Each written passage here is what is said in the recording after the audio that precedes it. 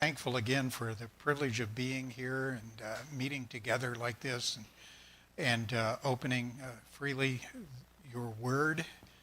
May we, as we look to it, remember that it is exactly as you have desired it to be, so that the very words themselves are what you have put forth to communicate your thoughts to us. May we treat it so. May we rely on the Spirit of God to teach us this morning. We thank you in Jesus' name.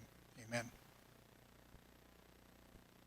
Okay, continuing on in Joel. And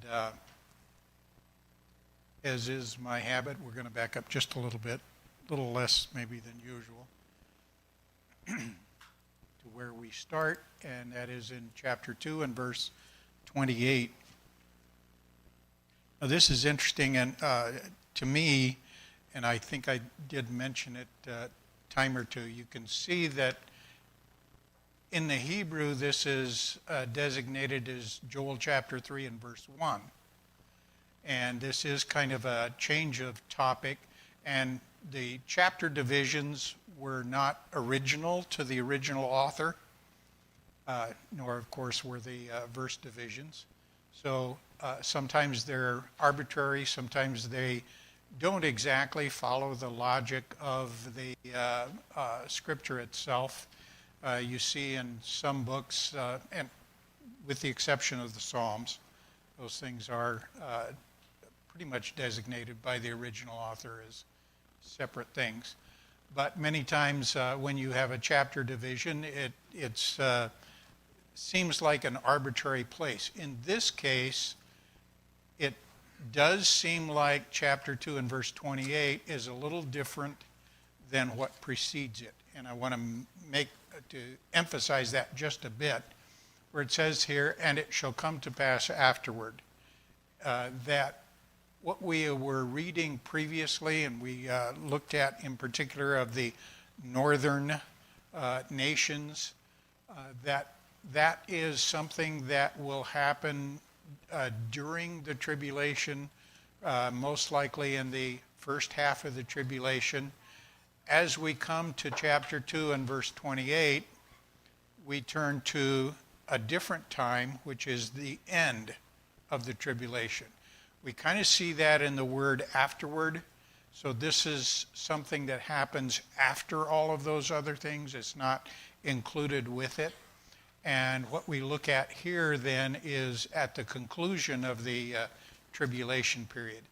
And that time aspect continues on as we go through the rest of the book.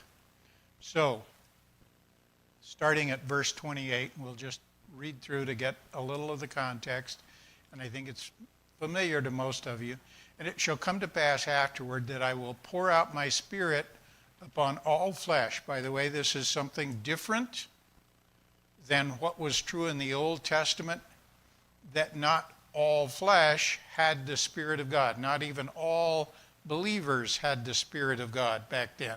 But this is something that will be different. And your sons and your daughters shall prophesy, and your old men shall dream dreams, and your young men shall see visions. And also upon the servants and upon the handmaids in those days will I pour out my spirit. So essentially it's saying everybody. Now this is consistent with what was written later in Jeremiah concerning the new covenant to Israel. That these things are very harmonious with that idea that every single person in Israel then would have the Spirit of God. It's not just select ones that the Spirit comes upon for various reasons.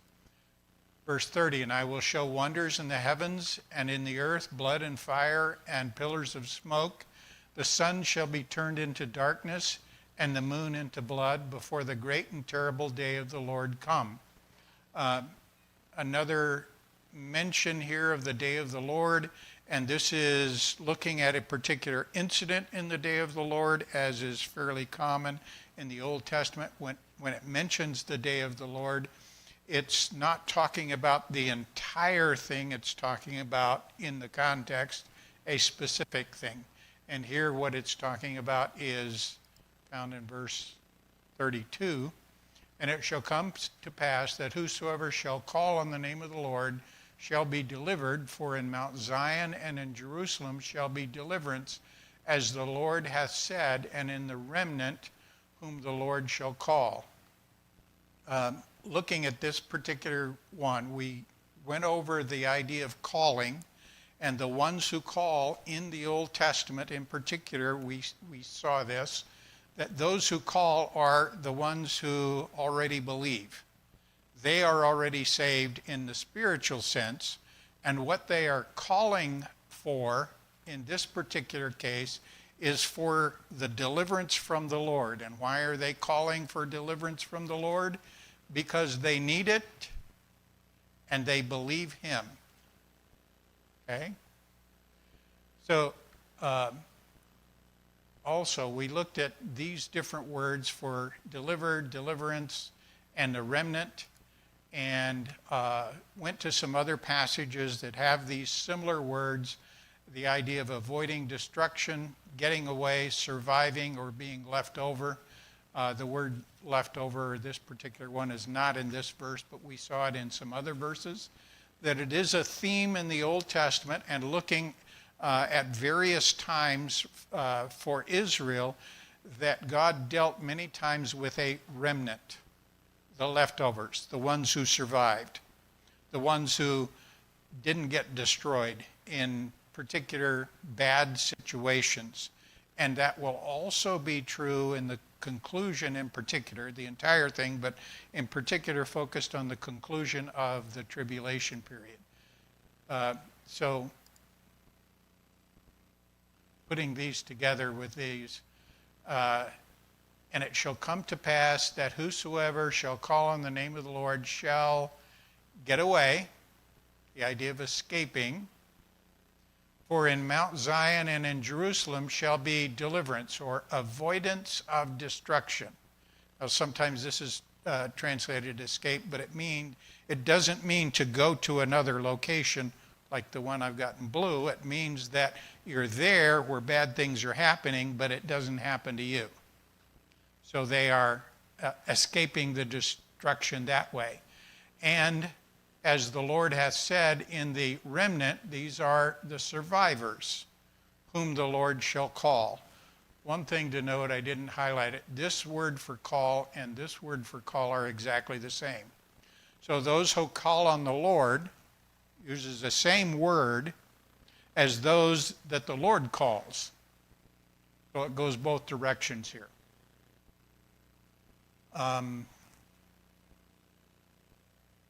Let's go on to chapter 3. And you'll note in the Hebrew it's chapter 4. So they had a change here. For behold, in those days and at that time, when I shall bring again the captivity of Judah and Jerusalem. Noting what's highlighted here, I shall bring, this is actually the word for turn. It's an extremely common word in the Old Testament. This is the word that is used of Israel when they turn to the Lord, sometimes translated return. And the concept here is that God is going to turn something and it's going to be different than it was. Judah and Jerusalem are in captivity. They will be taken back out of it. Now that is their status today, although there is a nation called Israel. Not every Jew is there. And at this time, at the conclusion of this tribulation period and the entrance into the millennial reign, all the Jews will be there in Israel. Something else to note in this verse that is being talked about here, when I shall bring again the captivity of, it doesn't say Israel. It says Judah and Jerusalem. So the focus is on Judah and Jerusalem here in particular. So, going on. Verse 2, I will also gather all nations and will bring them down into the valley of Jehoshaphat and will plead with them there for my people and for my heritage Israel, whom they have scattered among the nations and parted my land. One of the reasons I've highlighted the word nations here is because we will see it translated a few different ways, a couple of different ways throughout this, and I've colored it the same color so we can kind of track it. It is the word that is sometimes translated Gentiles and sometimes heathen. It's all the same word. It simply means nations, and often contextually, looking at it here, it means the nations who are not Israel, any of those others. And this is the prediction that they will be brought down into the valley of Jehoshaphat, and the Lord will plead with them there for my people and my heritage Israel, whom they have scattered among the nations and parted my land. The idea of parting the land is not emphasizing the division of it, but rather, okay, this is yours and that's yours, and we're kind of divvying everything out and saying this is where everybody can go. That kind of sounds like even the nation Israel today. Although, if you look historically, before any Jews were in that location, they were in various nations scattered throughout the earth, and what happened to them? They would be expelled from one place and they'd go to another and scattered. And and while all of that was going on, what was going on in what we call Israel today? Go back 500 years, 1,000 years, the Crusades. And all these other nations came in and they set up a kingdom there in Jerusalem, pretending to be the millennial kingdom, so to speak. All of that happened way back then, and there was all kinds of divisions over the land. So I want to look at Jehoshaphat, and you notice I have the same color for will plead. This is the word Jehoshaphat in Hebrew. This is the word that is translated plead, and you'll notice correspondence of the letters. The word Jehoshaphat means Jehovah judges. The idea of pleading is actually the idea of judgment. Now, judgment in the Old Testament was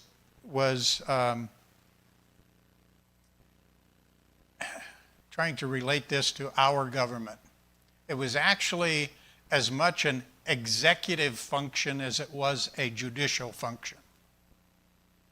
Many times, those who judged actually carried out a sentence or carried out a law or something of that nature. And so there was kind of a ruling and also an execution of that as well. So when Jehovah judges, what's he doing?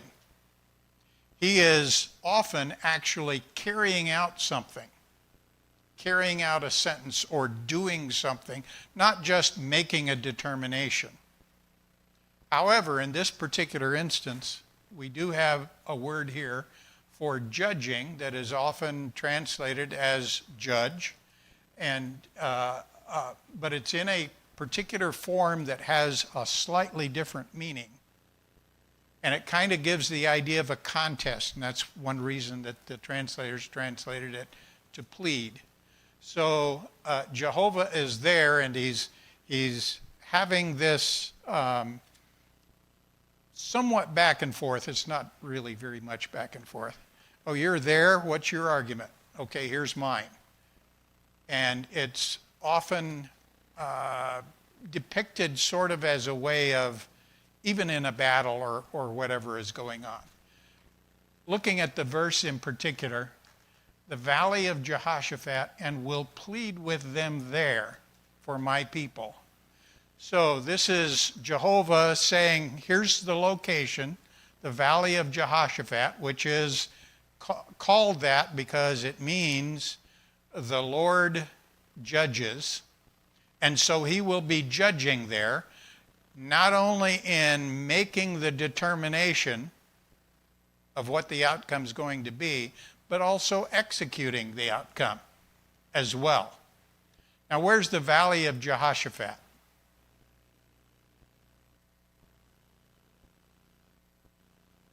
It's in Israel. It's not Megiddo, although there is a one that it's renamed slightly.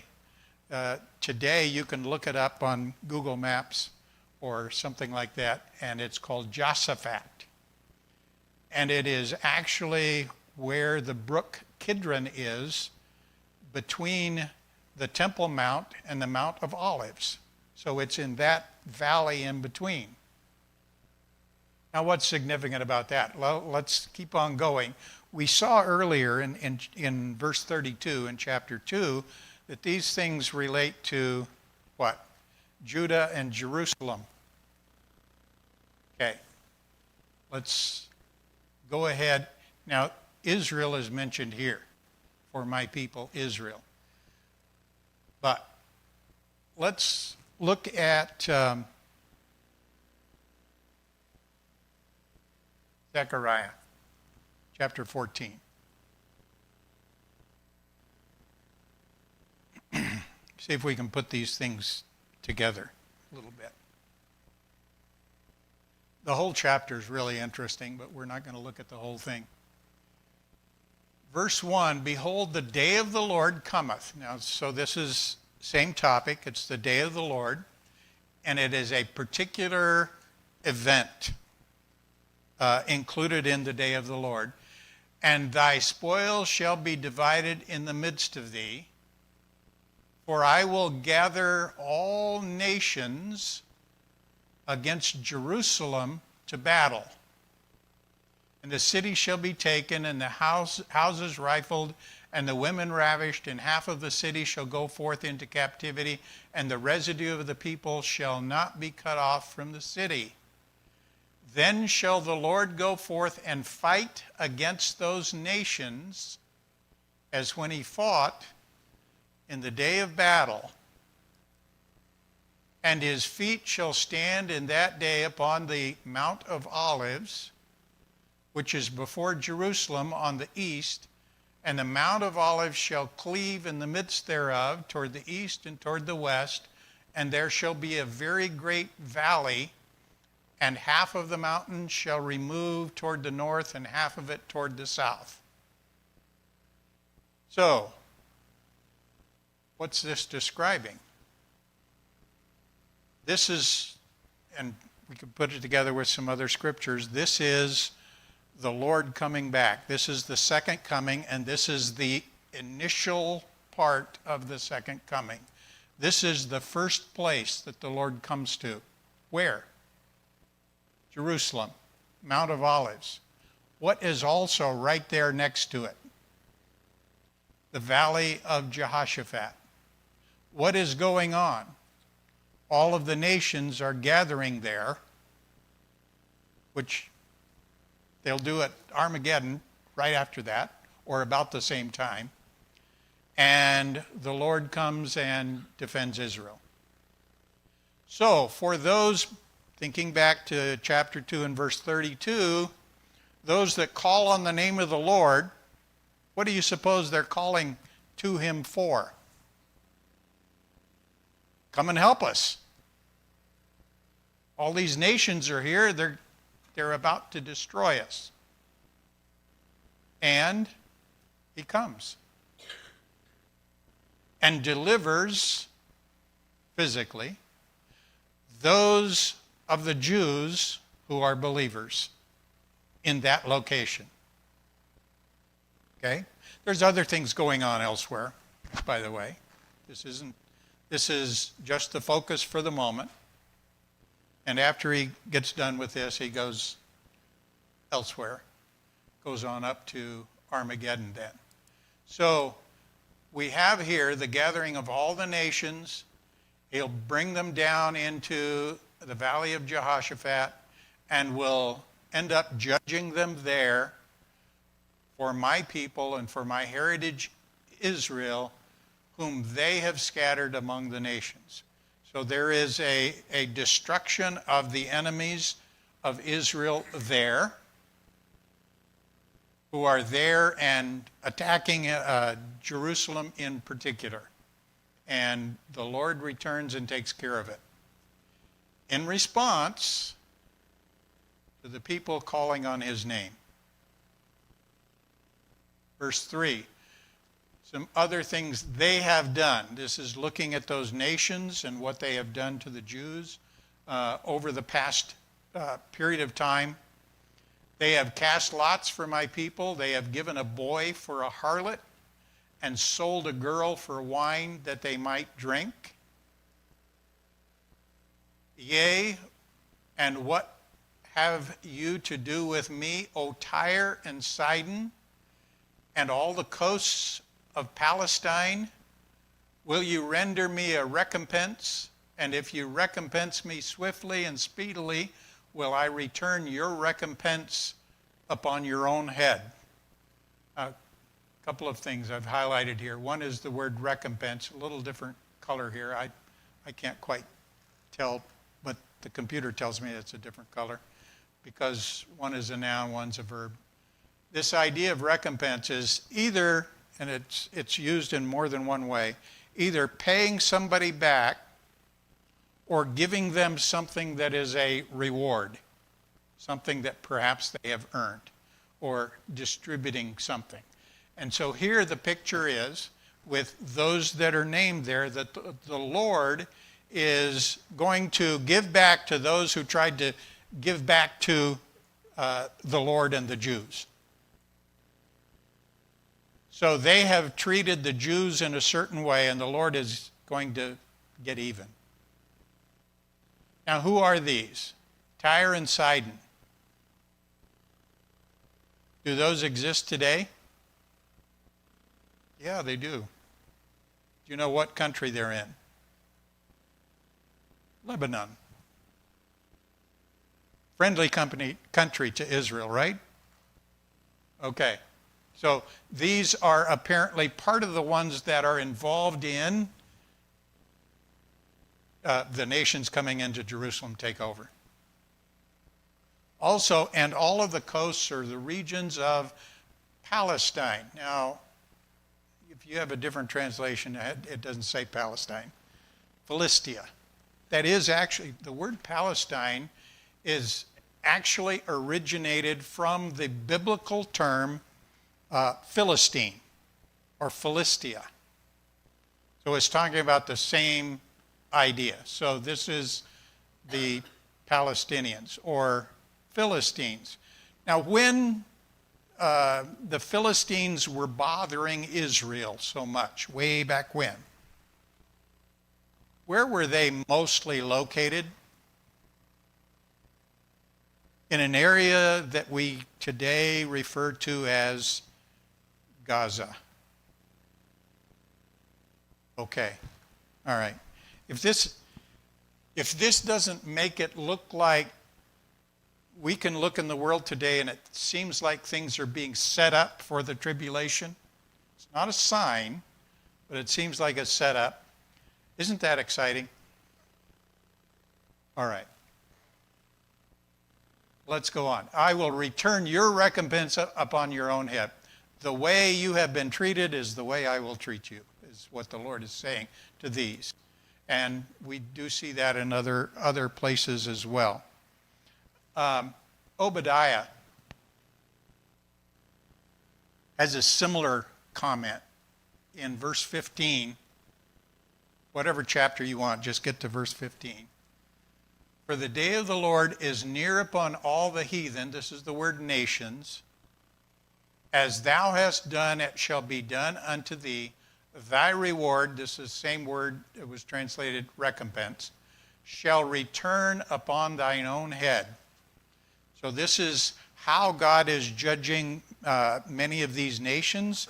The way you treated the Jews is the way you will be treated. Now we see that pattern worked out some other ways as well.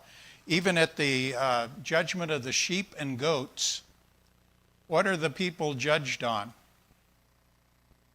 The way they have treated the least of these, which would be the 144,000. Did they receive and feed the Jews? Did they welcome them, the ones who were going around preaching the gospel of the kingdom, or did they not? If they did, which by the way, it would be a high cost for them to do that, and certainly they wouldn't treat them well or give them a cup of water or give them something to eat unless they believed the message they were giving out. So, very similar pattern. Here are the Jews. The judgment will come on all of the nations and the individuals in response and in a way. How did you deal with them? Okay. Going back here. So, I will return your recompense upon your own head. Because you have taken my silver and my gold and have carried into your temples my goodly, pleasant things, the children also of Judah and the children of Jerusalem, note that we are focused here on Judah and Jerusalem, have you sold unto the Grecians, that you might remove them far from their border. This is interesting. The Grecians, the phrase that's translated Grecians is actually the sons of Javan, which is, if you go back into Genesis chapter 10, he's one of the sons of Japheth, and that is most people who have looked at this connect that with the Ionians. And the Ionians were in the eastern part of, or western part of Asia Minor, which is now Turkey today. And that would be the Greek civilization. So they've translated this as the Grecians or the Greeks. This is something that looked back in the past. And this is one of the things that was done unto the children or the sons of Judah and the sons of Jerusalem. Behold, I will raise them out of the place whither you have sold them, and will return your recompense upon your own head. So a repetition of the idea that God is going to judge and do back to these nations exactly what they did to his people. Verse 8, and I will sell your sons and your daughters into the hands of the children of Judah, and they shall sell them to the Sabaeans, to a people far off, for the Lord hath spoken it. Not sure exactly what this is talking about. The Sabaeans, if you look that up in English, you find it in about 4 or 5, maybe a dozen different places in the Old Testament, and it's not always the same underlying Hebrew word. So kind of hard to figure out exactly what those particular ones are. Although it does describe it as somebody far away. Now, during the millennial reign, what's the relationship of the Jews to the other nations? They're the head and the other nations are the tail. So it's kind of this kind of position. The Jewish nation, Israel, will be the head of all nations at that time. The central focus of all nations. All nations at that time will not be equal. There will be one that is above all the rest, and that's Israel. Okay? Kind of the opposite of what it has been for a couple of thousand years. Going on. Proclaim this among the Gentiles. This is the word nations. Prepare war and wake up the mighty men. Let all the men of war draw near. Let them come up. So this is God, so to speak, speaking toward the nations. Prepare ye this among the nations, or proclaim this among the nations. Prepare war. The word prepare is interesting. It's actually the word to make holy. What does holiness mean? What is holy? It means to separate, or to be separate, or to separate out. And this has the idea of separate yourself out to making war. So he's telling the nations, get ready, prepare is probably a good concept of what it is talking about. It does let us kind of know exactly a little more information about the meaning of the word holy. Holy is not the same as righteous. Holy is set apart for something. What are they setting apart for? War. Get ready for war. Wake up the mighty men. We're going to trace down through the word for mighty men is used here several times. Let all the men of war draw near, let them come up. So this is God, so to speak, speaking to the nations and say, get ready and do all of this. You guys come to war. Why? So he can destroy it. All right. Verse 10. Beat your plowshares into swords and your pruning hooks into spears.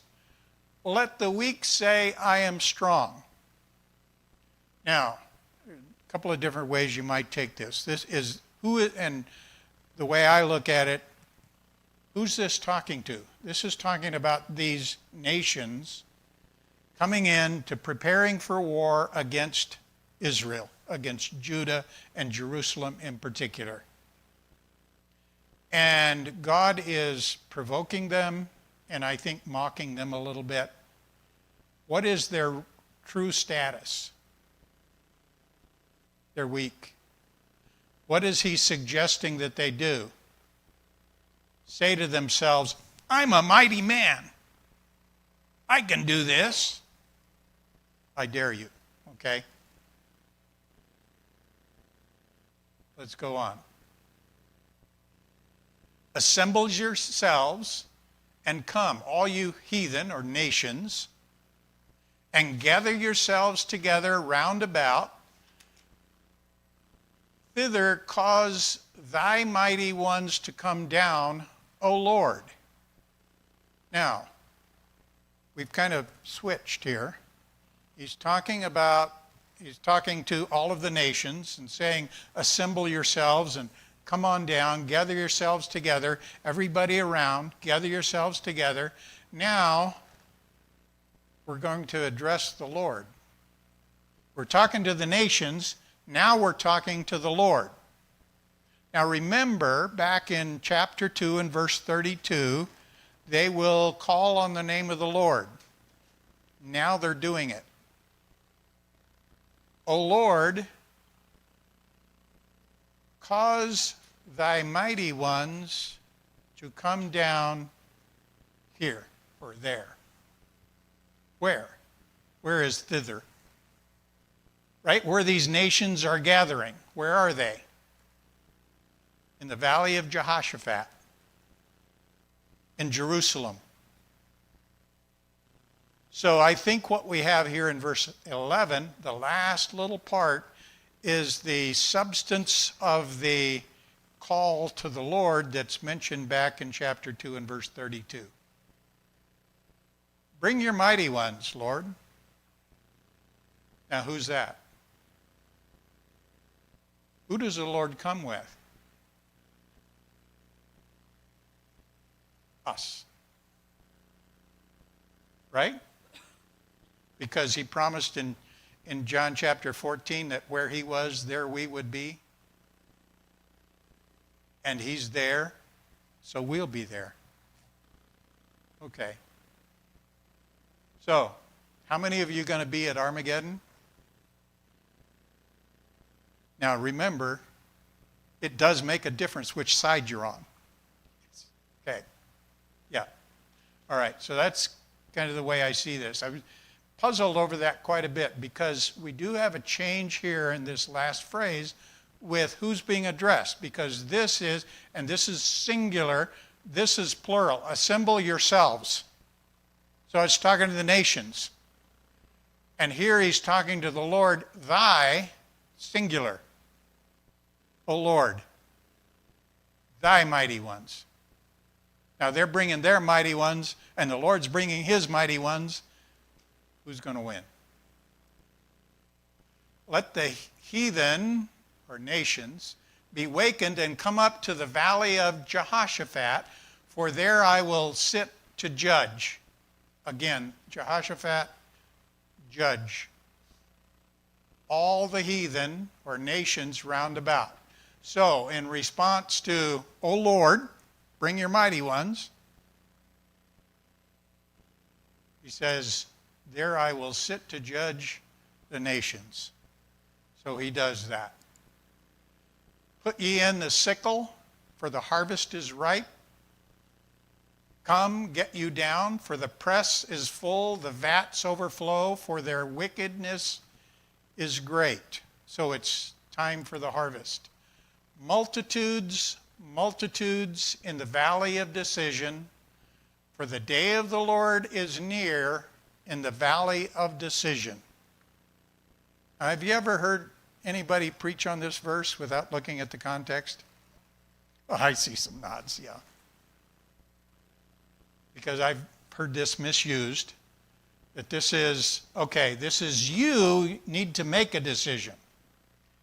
Now, looking carefully at the word for decision, it actually indicates a decision that has been made. Why are these people in the valley of decision? Because they made a decision to go there. The decision is concluded. And which valley are they in?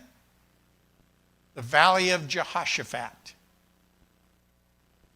And the day of the Lord is near. That means there's an event in the day of the Lord that's going to happen there. You're all going to get killed.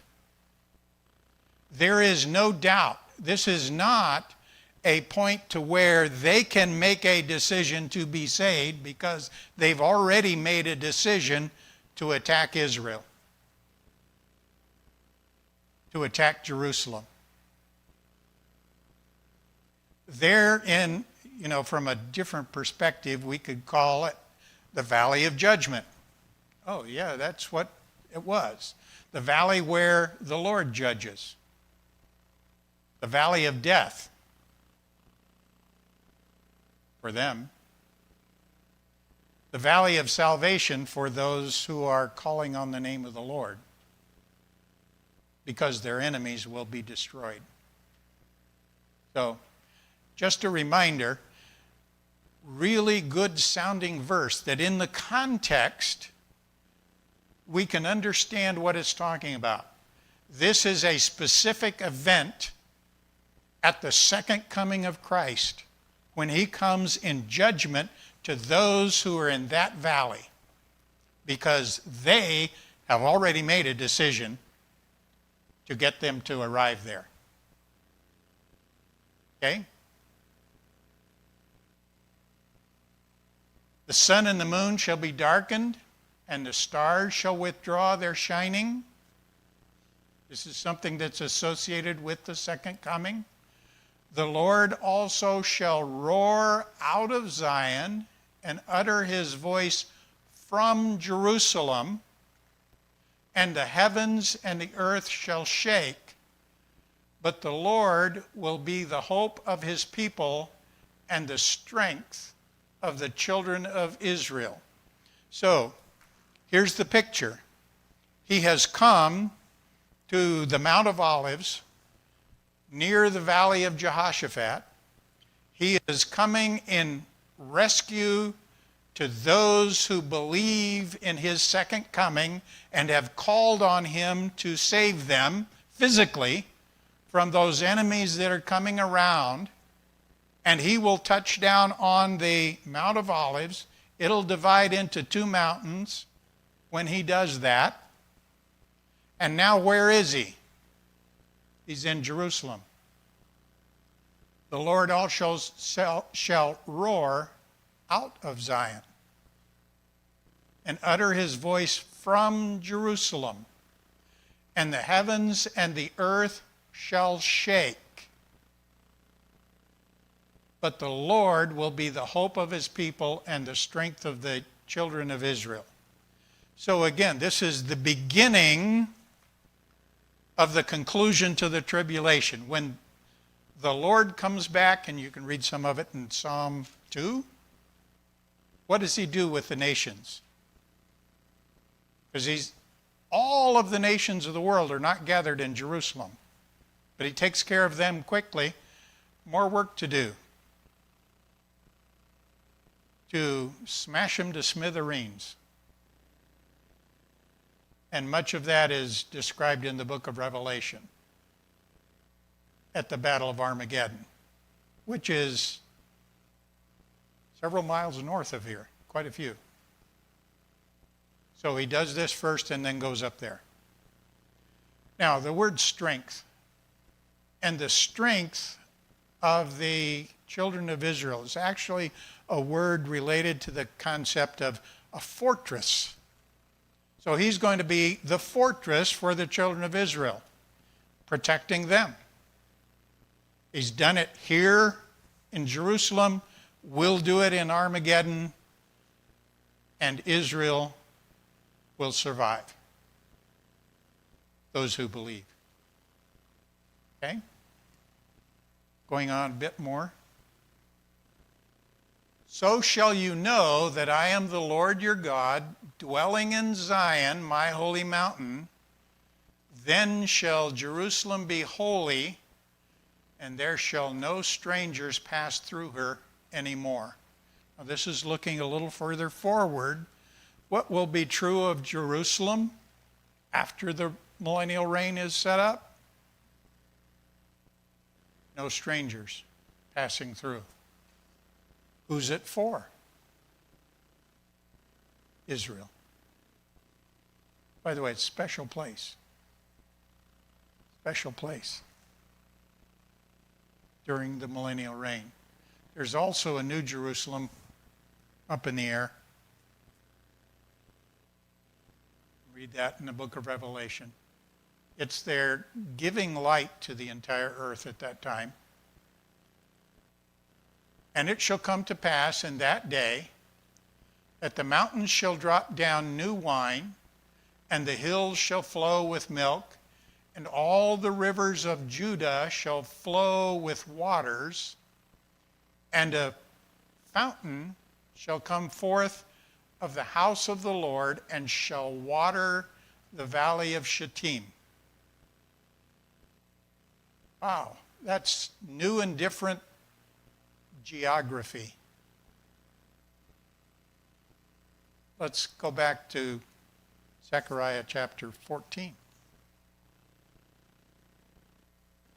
Now remember earlier we saw the description of, in Zechariah 14, of the Lord coming back to the Mount of Olives, and it's splitting in two. And then a little later, we have a few verses down, we have this description in verse 8. And it shall be in that day that living water shall go out from Jerusalem, half of them toward the former sea and half of them toward the hinder sea.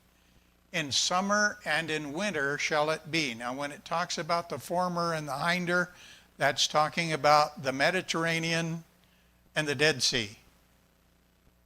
So it goes both east and west, the water flowing out.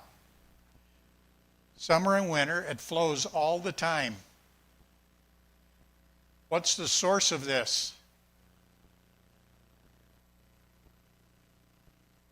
Ezekiel chapter 47. Now in this particular portion of Ezekiel, we have some descriptions of what's going to be true during the millennial reign. There's a descriptions of the temple, which does not describe any temple that has ever been built yet. It won't be the temple that the Jews build after the rapture, after we're gone. It will be another one. Afterward he brought me again unto the door of the house, and behold, waters issued out from under the threshold of the house eastward, for the forefront of the house stood toward the east, and the waters came down from under the right side of the house at the south side of the altar. Then brought he me out of the way of the gate northward, and led me about the way without to the utter gate by the way that looked eastward, and behold, there ran out waters on the right side. And when the man that had the line in his hand went forth eastward, he measured 1,000 cubits, and he brought me through the waters. The waters were to the ankles. And he measured again 1,000 and brought me through the waters, and the waters were to the knees. And he measured 1,000, and he brought me through. The waters were to the loins. And afterward he measured 1,000, and it was a river that I could not pass over, for the waters were risen, waters to swim in, a river that could not be passed over. And he said unto me, Son of man, hast thou seen this? And he brought me and caused me to return to the brink of the river. And when I had returned, behold, at the bank of the river there were very many trees on the one side and on the other. Then said he unto me, These waters issue out toward the east country, and go down into the desert, and go into the sea, which being brought forth into the sea, the waters shall be healed. Now, what's east? What sea is to the east? That's the Dead Sea. What's the result of these waters going into the Dead Sea? The waters of the Dead Sea are healed. Not salt anymore. So you can't go there and float half your body up anymore during the millennial reign. Okay? Going on. And it shall come to pass that everything that liveth, which moveth, whithersoever the river shall come, shall live. And there shall be a very great multitude of fish, because these waters shall come thither. For they shall be healed, and everything shall live whither the river cometh. And it shall come to pass that the fishers shall stand upon it from En-gedi unto Eneglaim, and they shall be a place to spread forth nets. Their fish shall be according to their kinds, as the fish of the great sea, exceeding many. But the miry places thereof and the marshes thereof shall not be healed, they shall be given to salt. So there's still an area that won't be healed. Just my thought about this, maybe that's where Sodom and Gomorrah was, just as a reminder. Okay? And by the river upon the bank thereof, on this side and on that side shall grow all trees for meat or food, whose leaf shall not fade, neither shall the fruit thereof be consumed. It shall bring forth new fruit according to his months, because their waters they issued out of the sanctuary, and the fruit thereof shall be for food, and the leaf thereof for medicine. This is similar to what you see in the book of Revelation about the tree of life that's in the New Jerusalem. Similar, not the same. Okay, going back to Joel. Chapter 3 and verse 18. It shall come to pass in that day that the mountains shall drop down new wine, and the hills shall flow with milk, and all the rivers of Judah shall flow with waters. And a fountain shall come forth of the house of the Lord, and shall water the valley of Shittim. So we had a little more description of it as we look there in Zechariah and also in Ezekiel. By the way, Joel wrote many years before either one of those. They wrote much, much later. Something like 250, 300 years after Joel. Egypt shall be a desolation, and Edom shall be a desolate wilderness for the violence against the children of Judah, because they have shed innocent blood in their land. But Judah shall dwell forever, and Jerusalem from generation to generation. You notice the mention in Joel of Judah and Jerusalem. Israel is mentioned a little bit, but the focus is on Judah and Jerusalem. So here they are, they shall dwell now. This is after the second coming, after Israel is rescued in Jerusalem in particular.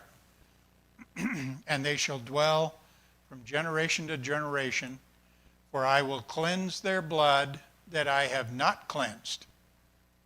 For the Lord dwelleth in Zion.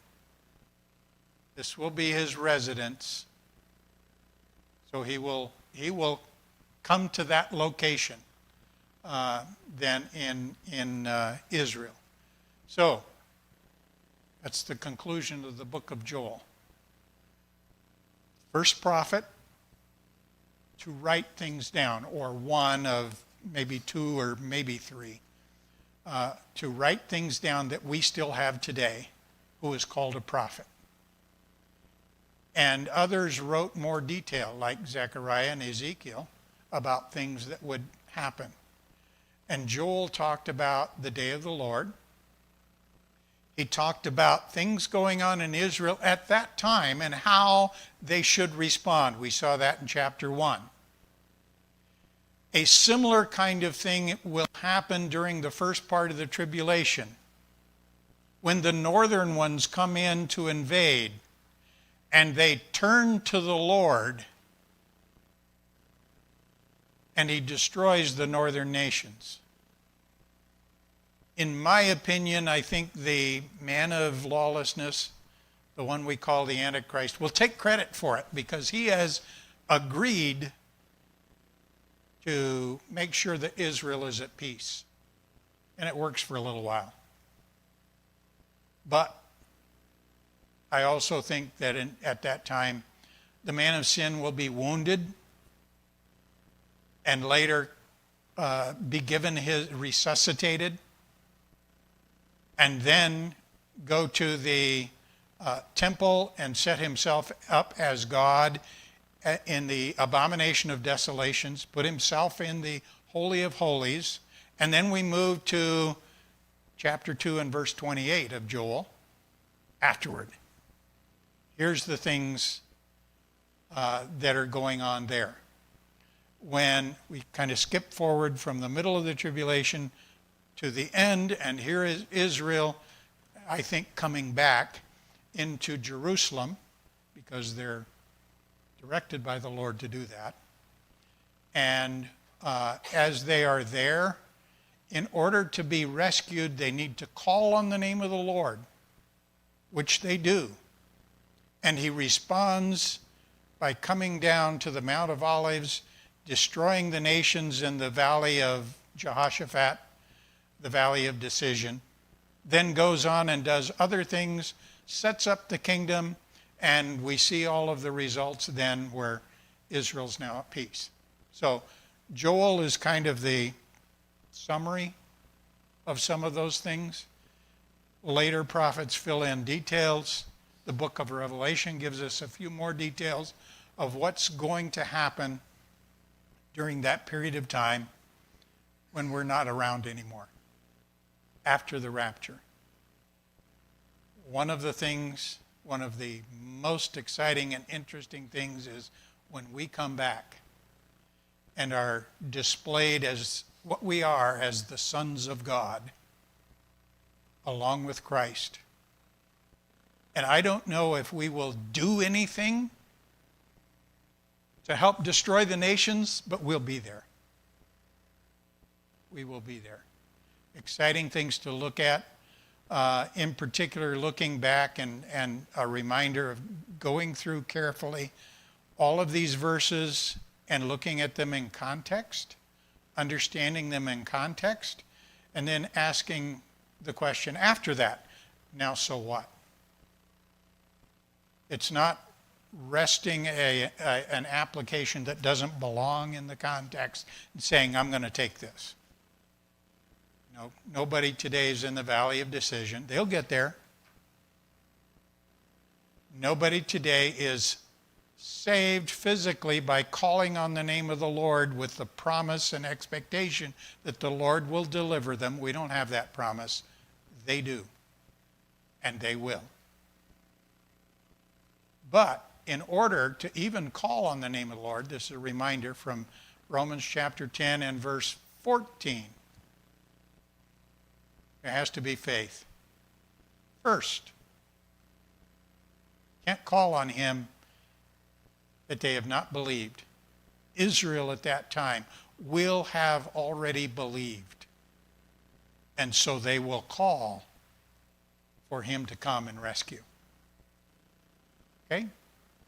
All right. Let's close in prayer. Father, we're so thankful for the fact that you have told us what you're doing and what you're going to do even in the future. And as we look to it, we know and can come to know things about you that we would not know otherwise. We know that you're righteous, that you will deal with all of these things and all of the unrighteousness that we see in the world that you will ultimately deal with. And so we are so thankful for that because you are righteous. We're thankful that you're also gracious, that you see fit to save some, as you will save some from out of Israel in the future. Even so today, you save some. Those who believe in you can have a relationship with you and to have the privilege of communicating with you as we can today. And we thank you for it. In Jesus' name, amen.